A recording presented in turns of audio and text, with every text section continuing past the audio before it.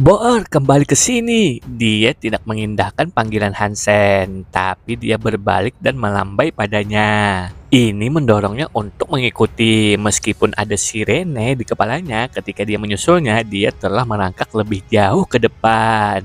Jangan masuk ke sana, Momon Queen berteriak. Jika Hansen meninggal, dia juga tidak ada yang bisa dia peroleh dalam kematian tuannya sebelum waktunya. Hansen mengembalikan momen ratu ke laut jiwa dan terus mengejar Boer. Dia akan menurunkan kakinya dan menghentikannya jika Boer adalah bayi biasa. Tapi tampilannya jelas menyembunyikan kedewasaan dan pengetahuannya yang sebenarnya. Dia tidak akan merangkak ke kastil seperti dia jika tidak ada yang bernilai ditemukan di sana. Tiba-tiba Boer berhenti. Dia menunjuk ke depan dan pada titik mana Hansen memutuskan untuk menjemputnya. Di depan mereka, mayat makhluk mati menghalangi jalan mereka. Itu adalah jenis macan emas dan tubuhnya terjepit ke lorong dengan bagian belakang menghadap mereka. Tidak ada luka yang terlihat, tetapi darah menutupi area di sekitarnya. Kemudian Boer merangkak ke depan dan berkata, "Ayo pergi ayah." Hansen tidak yakin apakah dia harus terus atau tidak, karena cara monster itu terbunuh sangat mengkhawatirkan. Tetapi dengan Boer yang bergegas membawanya, tidak kecewa dengan apa yang baru saja mereka lihat. Dia baik-baik saja dengan mengikuti Boer ke depan. Kapanpun jalan bercabang yang sering terjadi, Boer memimpinnya tanpa jeda. Tidak ada rasa takut tersesat dengan dia memimpin jalan. Tak lama kemudian, mereka sampai di sebuah ruangan besar. Di tengahnya ada altar yang juga telah dibentuk oleh tanaman merambat kastil. Di atasnya berbaring seorang pria. Tanduk seperti naga menonjol dari kepala pria itu dan tubuhnya dibalut baju besi berlapis hitam. Dia memiliki rambut biru panjang. Betapa nyata kejadian itu, begitu sunyi. Kamu akan menganggap lelaki itu hanya tertidur lelap. Setelah diperiksa lebih dekat, Hansen melihat bola yang bersinar di atas dahi pria itu yang masih megah. Itu cantik. Melihat ke dalamnya, gambar naga muncul. Tampaknya berenang di dalam bola, seolah-olah lampu bercahaya adalah laut tempat tinggalnya. Jadi ini ya bola roh. Hansen sangat gembira dengan penemuan itu. Tetapi dia tidak mau begitu ceroboh untuk mencoba mencurinya tanpa belajar lebih banyak tentang situasi di mana dia berada.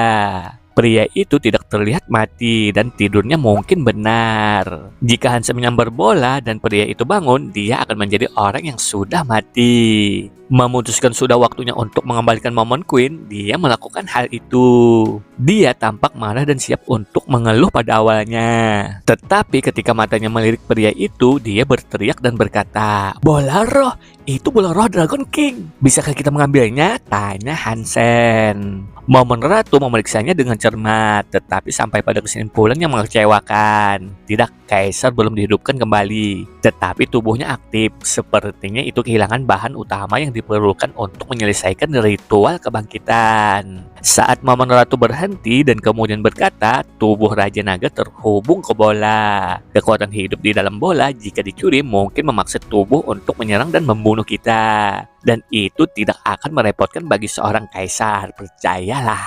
Jadi apakah itu berarti kita harus membiarkannya? Kita tidak bisa menerimanya. Hansen mengerutkan kening. Saat Momon Ratu tersenyum masam, tetapi kemudian berkata, kebangkitannya hanya setengah lengkap. Saya masih gagal memahami bagaimana itu tidak berhasil. Lihat naga di dalam bola itu. Itulah jiwa roh. Dia seharusnya dihidupkan kembali. Jadi sangat aneh mengetahui bahwa dia belum pulih. Spirit bola yang bisa kamu ambil dan konsumsi adalah mereka yang belum mencapai aktivitas seperti itu. Ini terlalu sulit bagi kita untuk berusaha. Momon Queen sepertinya kehabisan ide. Hansen ingin mengatakan sesuatu, tapi Boer tiba-tiba mengangkat labunya. Kemudian dia mengarahkannya ke bola naga.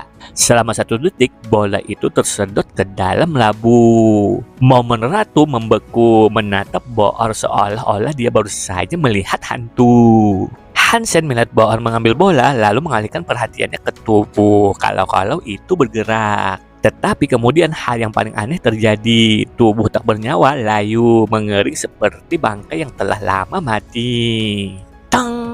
Sesuatu jatuh dari tubuh kaisar setelah mengering. Hansen melihat cincin giok merah jatuh ke lantai. Itu ada di jari pria itu, tetapi terlepas ketika tubuh layu. Dia tidak tertarik pada perhiasan, tetapi dia mencobanya untuk melihat apakah itu penting. Setahu Hansen tidak, jadi Hansen tidak memperdulikannya. Tetapi ketika momen ratu melihat cincin itu, dia terkejut. Dia pura-pura tidak peduli. Hansen belum pernah mendengar tentang cincin itu sebelumnya. Cincin darah adalah sesuatu yang sangat terkenal. Ketika momen Queen berada di suaka dewa ketiga untuk pertama kalinya, Raja Naga sangat terkenal. Dia juga memiliki banyak koleksi perhiasan. Miliknya yang paling penting adalah cincin ini. Dia tidak akan pernah terlihat tanpa itu. Dan Raja Naga memiliki dorongan obsesif untuk tidak pernah membiarkannya lepas dari pandangannya. Orang-orang berkata bahwa Raja Naga mensintesis cincin itu dengan tanduk makhluk super god. Dan dia memberi makan cincin itu dengan darahnya sendiri selama bertahun-tahun. Sementara banyak orang telah melihat cincin itu, sedikit yang tahu persis apa yang dilakukannya. Satu-satunya waktu dia akan melepas cincin itu adalah bertarung dengan manusia. Dan ketika dia mengesampingkannya, bahkan istrinya tidak boleh menyentuhnya.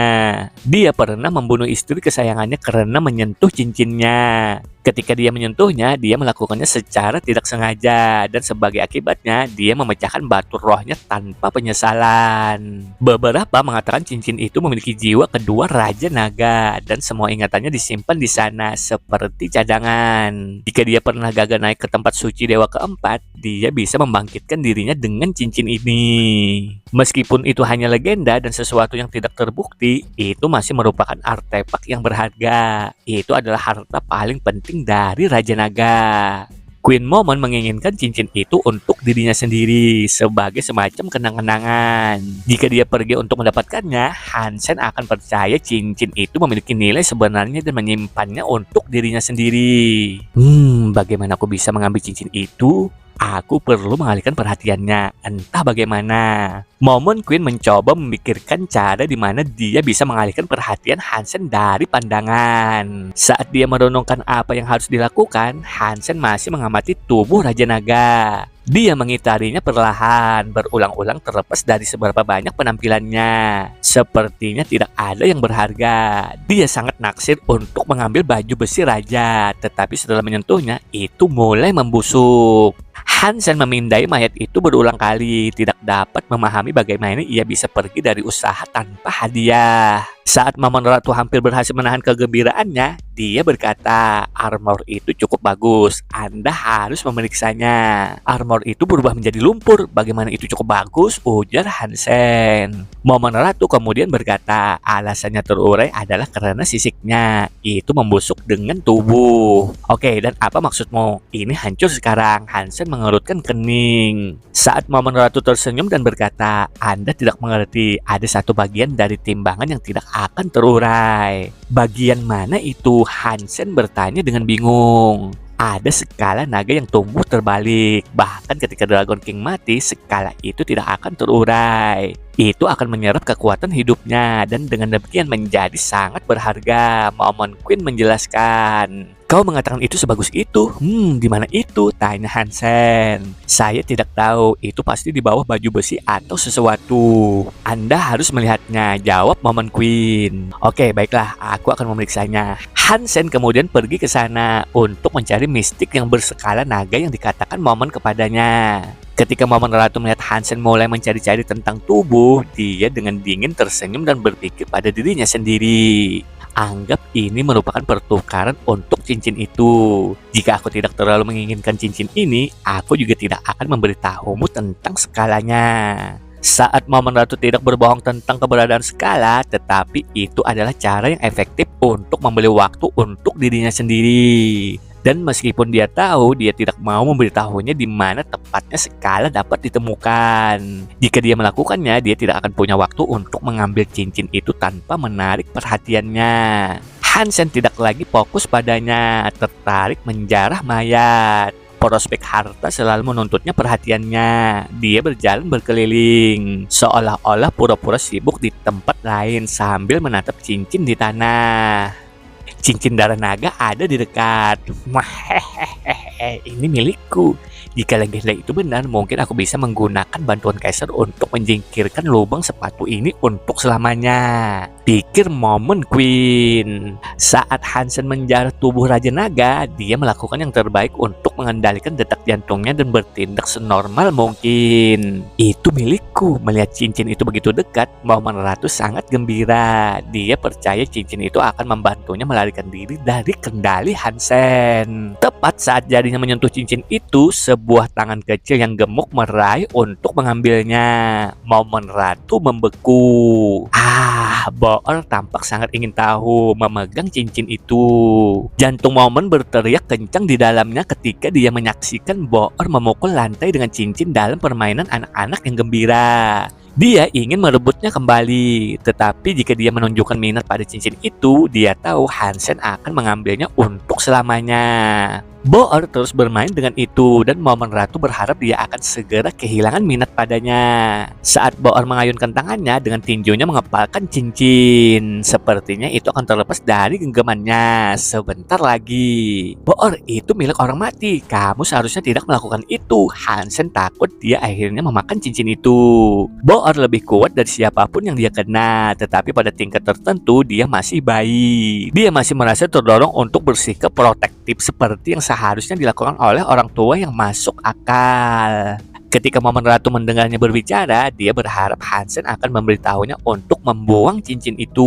Dia tahu dia masih harus bertindak keren dan tidak menunjukkan minat. Jadi dia menahan diri untuk sementara waktu dan hanya menonton Boor. Tapi kemudian Boor berhenti mengacau dan hanya duduk di sana. Dia memainkan cincin di antara jari-jarinya yang gemuk. Sepertinya dia benar-benar mempertimbangkan apakah dia harus menyimpannya atau membuangnya.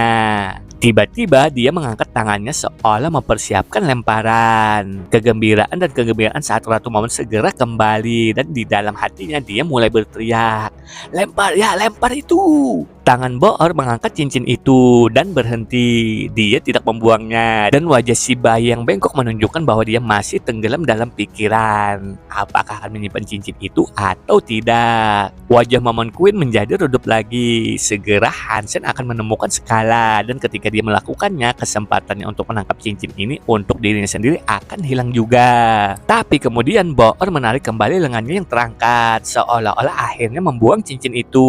Ratu Momen yang menyenangkan ini, tapi roller coaster emosi tidak menunjukkan tanda-tanda melambat. Ketika lengan Boor terjatuh dengan cincin yang masih dimiliki, pikiran Momen Ratu saat itu sangat marah, berteriak, "Lakukan saja!" Akhirnya Boor mengambil keputusan. Wajahnya tampak serius dan dia sepertinya siap untuk melemparkannya ke arah Ratu Momen. Ya, itu dia. Ayolah sayang, ayo. Momen Queen membuka tangannya, seolah memberi isyarat bahwa dia harus benar-benar melemparnya dan bersiap untuk menangkapnya. Tapi wajah Boor jatuh gembira seperti bayi. Dia serius seperti pemain baseball, bersiap untuk melempar permainan. Melihat Boor siap untuk melempar, tangan Momen Ratu terbuka lebar. Lengan bayi itu melaju ke depan, tetapi tidak ada cincin yang meninggalkan kopling. Boor tersenyum pada Momen Ratu seperti iblis kecil. Dia berdiri dengan cincin di tangannya dan berlari ke Hansen. Boor memanjat di atas punggung Hansen dan memaksakan cincin itu padanya. Hansen menerima cincin itu dan tersenyum pada Momen Ratu. Momen Ratu setelah melihat senyum nakal mereka tahu bahwa dia telah ditipu. Hansen pasti tahu ada sesuatu istimewa dengan cincin itu sejak lama. Untuk menguji kesetiaannya dan apakah cincin itu merupakan barang yang layak untuk diambil, dia mengerjainya. Sialan, ayah dan putrinya memang kurang ajar, pikir Ratu saat itu. Adalah neraka yang mengamuk dari kebencian, terutama ketika dia menyadari bahwa dia telah ditipu oleh seorang bayi. Hansen mengambil cincin itu. Dia tidak tahu apa gunanya jika ada, tetapi jika Momen Ratu sangat menginginkannya, maka dia tahu dia akan lebih baik dengan itu. Hansen tidak mengatakan apa-apa. Dia mengabaikan Momen Queen dan terus mencari. Dia mengangkat baju besi dan melihat skala yang tampak seperti ikan.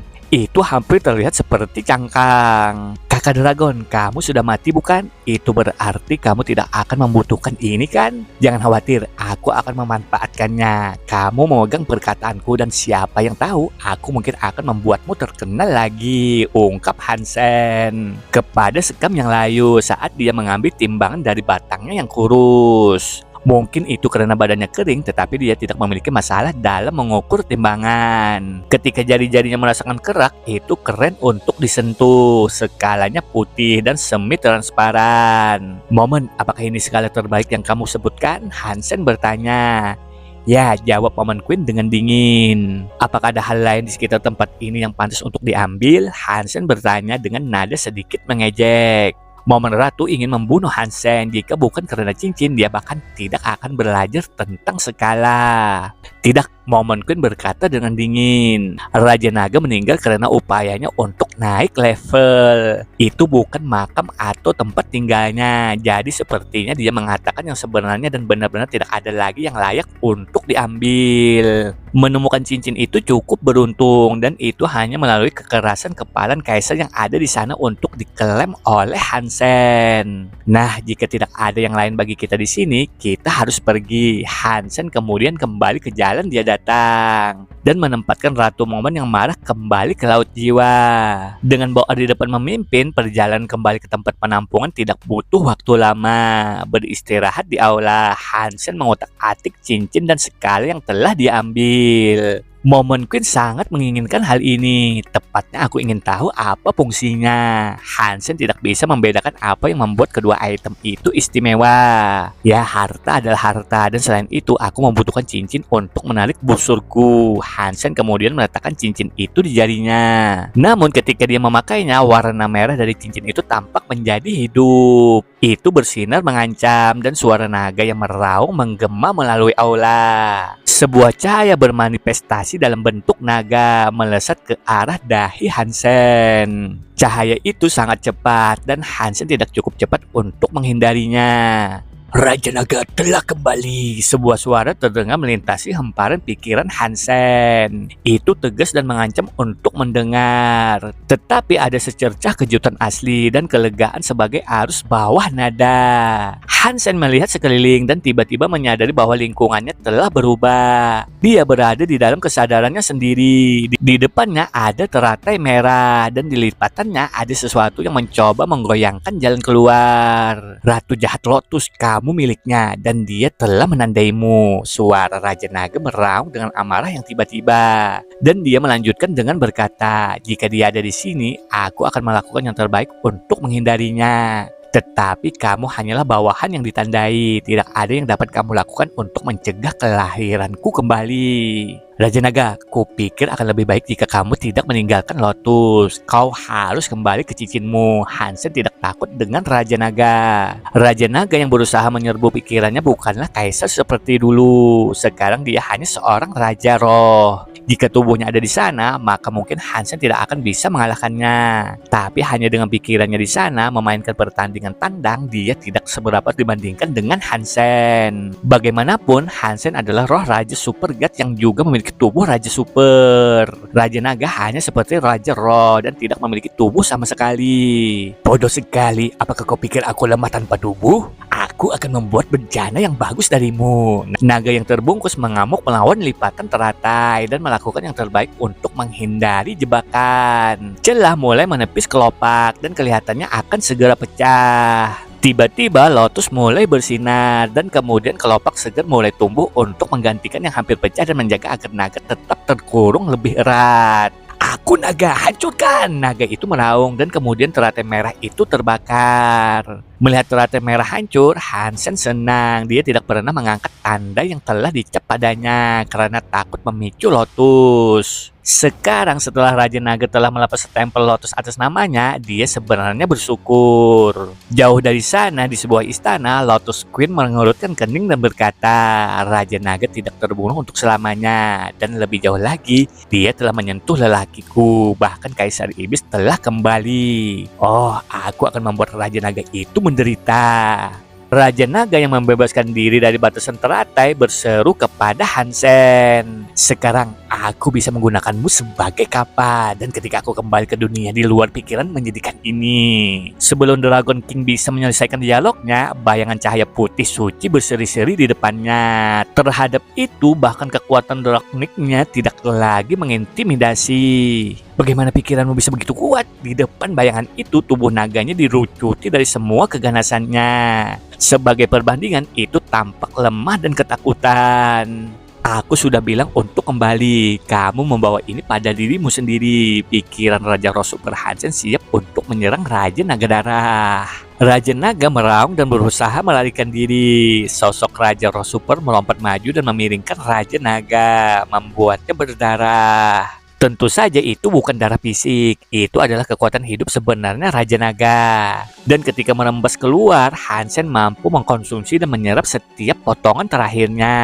Gen Super Kin Spirit bertambah 1. Ketika Hansen mendengar ini, dia senang. Dia meremas naga lemah itu berulang kali untuk mendapatkan poin geno diri yang semakin banyak. Raja Naga sangat terkejut. Dia begitu kuat, tetapi melawan roh yang sekarang memukulnya, dia tidak berdaya. Raja Naga Darah itu seperti kadal yang sekarat, tidak mampu menahan serangan. Melarikan diri adalah hal yang mustahil. Aku naga yang benar. Raja Naga tahu dia akan segera hancur, dan dia tidak akan pernah kembali. Dia harus melakukan apa saja untuk memastikan kelangsungan hidupnya.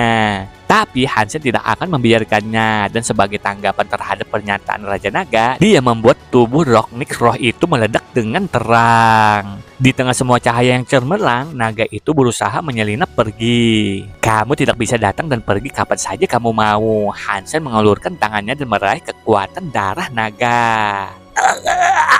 Raja Naga berteriak ketika sepotong kecil tenaga hidup diambil oleh tangan Hansen. Raja Naga sedang didominasi dan Hansen tidak akan menunjukkan belas kasihan kepada seseorang yang telah berusaha untuk merebut tubuhnya. Menyerap setiap kilatan cahaya yang dia bisa, jumlah gen-gen diri roh super Raja Hansen terus meningkat. Menjangkau naga yang menggapai-gapai, Hansen meremasnya dengan erat. Gen Super Kin Spirit bertambah 1. Lebih banyak daya kehidupan naga diserap, dan dengan itu poin geno Hansen meningkat lagi. Setelah memeras lagi, naga itu dipukuli. Itu hanya memiliki kekuatan untuk mengeluarkan teriakan menyedihkan. Jangan bunuh aku bisa memberimu sesuatu yang indah sebagai imbalan atas belas kasihanmu. Tolong biarkan aku hidup dan ini milikmu. Raja Naga memohon dan memohon untuk hidupnya. Oke, kalau begitu katakan padaku apa yang bisa aku miliki yang jauh lebih baik.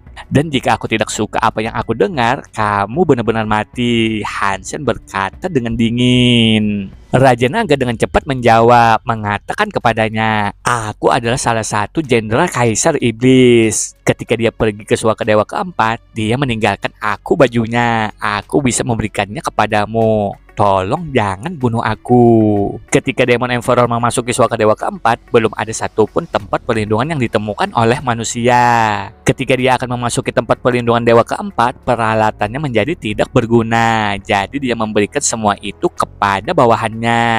Raja Naga menerima baju jirahnya, dan ketika ia mencoba naik ke Suaka Dewa keempat, itu menyelamatkannya dari kematian. Kenaikannya gagal, tetapi dia tidak terbunuh secara langsung seperti yang diharapkan.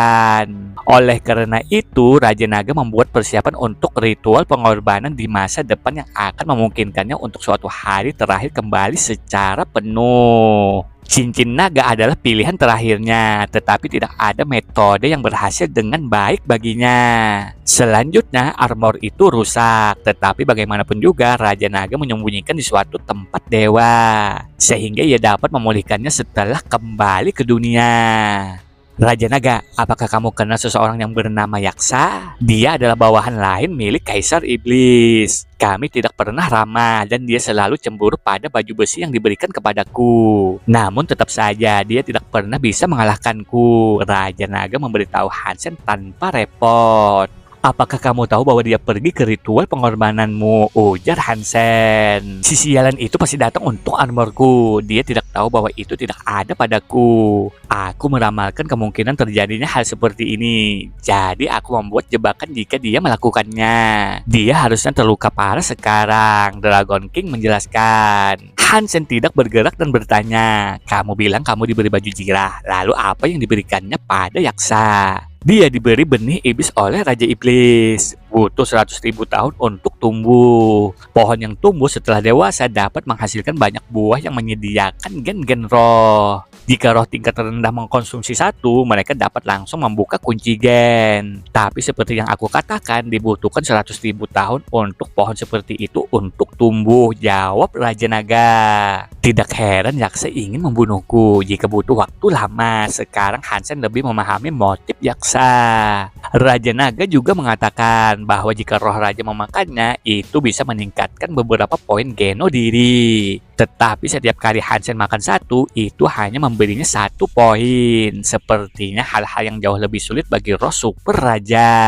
Aku perlu menemukan cara untuk memindahkan pohon itu. Mungkin aku benar-benar bisa mendapatkan untuk menumbuhkan lebih banyak buah, pikir Hansen dalam hati.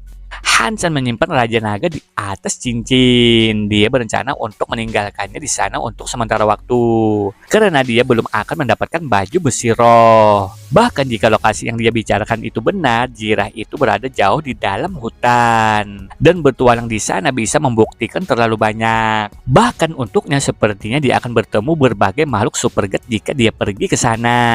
Bahkan jika dia menggunakan tempat perlindungan bawah tanah, tidak ada jaminan itu akan berhasil. Dan Hansen sekarang bertanggung jawab atas kehidupan semua orang yang tinggal di penampungan, yang berarti dia tidak bisa mengambil begitu banyak resiko.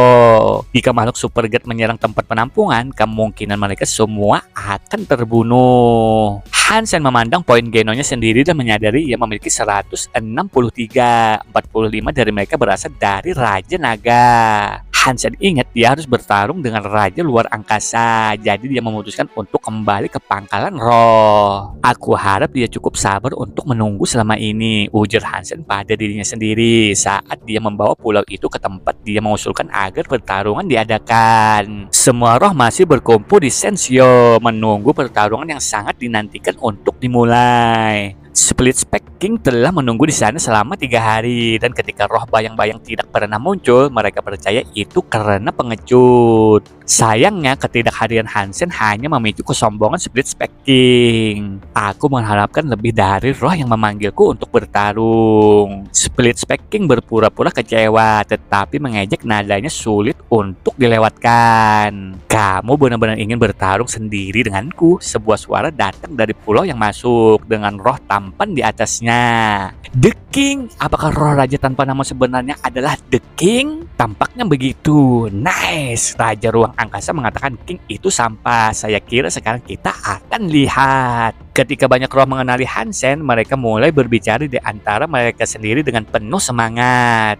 "Kau adalah roh raja yang ingin melawanku?" tanya Split Spec King. "Ya," jawab Hansen. "Dan kamu adalah sang The King?" tanya Split Spec King lagi. "Ya," Hansen hanya mengangguk. "Ya, itu menyelamatkanku dari beberapa masalah. Biarkan aku membunuhmu sehingga kita bisa menyelesaikan ini," ujar Split Spec King. Hansen memulai pertarungan diri karena Split Spec King menjadi peringkat pertama di seluruh basis roh. Ia dapat mengirimnya undangan segera. Raja Split Spec langsung setuju, yang menyebabkan patungnya menjadi cerah. Melawan diri sendiri, ini benar-benar pertarungan diri. Semua roh mulai berteriak kegirangan. Split Spec King mengayunkan tangannya seperti pisau yang sepertinya merobek jalinan realitas. Celah laba-laba menjalar melewati ruang di sekitar Hansen. Dia benar-benar memegang elemen ruang angkasa. Meskipun itu tidak benar-benar menghancurkan dimensi, itu cukup mengesankan untuk melihat retakan terbentuk pada struktur ruang itu sendiri. Hansen menginginkan gen lebih sekarang. Tetapi melihat apa yang terjadi di sekitarnya, Hansen tidak mencoba untuk mundur. Dia ingin melihat apakah roh raja supernya dapat menahan serangan itu. Jika dia tidak bisa melawan ruang, maka itu berarti dia tidak bisa dihancurkan. Jadi Hansen meregangkan tubuhnya saat cahaya mengalir di pembuluh darah dan ototnya. Cahaya eksteriornya diperkuat. Saat celah dimensi semakin dekat, sepertinya mereka akan merobek tubuhnya. Tapi tanpa rasa takut, Hansen mengelurkan tangan dan bersiap untuk meninju musuh. Tampaknya tanpa peduli dengan celah yang mendekat dengan cepat. "Bodoh," Split King tertawa. Meskipun kekuatannya rendah, retakan itu seperti senjata terbang yang berusaha mengiris dan memotong Hansen menjadi berkeping-keping. Semua roh melihat Hansen hanya bergerak maju, mengira ada sesuatu yang salah. Saat Hansen melewati celah-celah, tubuhnya berdarah. Bahkan tinju Hansen berdarah, dan saat dia menerobos, dia melakukannya dalam cahaya merah. Bahkan roh raja tidak bisa bergerak melalui retakan tanpa dihancurkan dalam rentetan laserasi. Kekuatan luar angkasa terlalu kuat. Apakah ada sesuatu di luar sana yang bisa menahannya? Split Speaking benar-benar tidak bisa dihancurkan. Bahkan The King tidak bisa mengalahkannya. Jika ada yang benar-benar bisa menantangnya, saya berani bertaruh hanya roh yang menggunakan elemen waktu. Split Speaking memandang dengan sombong dan berkata, betapa bodohnya mencoba untuk melampaui dan menerobos retakan ruang. Tubuh Hansen ditutupi oleh luka mengerikan dan merobek-robek merah keberadaannya seperti menandai sarang laba-laba. Raja Split Spec percaya bahwa tubuh King akan runtuh menjadi gundukan daging cincang jika dia mendorong lebih dari 1 detik. Tapi tinju Hansen semakin dekat dan berbahaya. Wajah Split Speaking berubah. Dia merumuskan lebih banyak ruang air mata, tetapi sudah terlambat baginya untuk melakukan apapun. Tinju mengamuk Hansen akan mendarat, dan yang terbaik yang bisa dia lakukan adalah membangun blok tipis. Otot bertabrakan dengan otot saat tulang naik ke tulang. Roh itu melihat tubuh Hansen mendekat dengan kepalan tangan yang bersinar. Menyaksikan dengan penuh semangat saat itu mematahkan lengan Split Speaking dan mengarahkan dirinya langsung ke wajahnya yang puas. Ledakan pun terjadi. Cahaya putih menyatu untuk menciptakan bola kekuatan pembakaran yang menghancurkan kepala Split Speaking. Roh arogan dikirim kembali, menabrak patung dalam tumpukan berdarah tulang dan darah. Speaking Spirit Gang bertambah 1.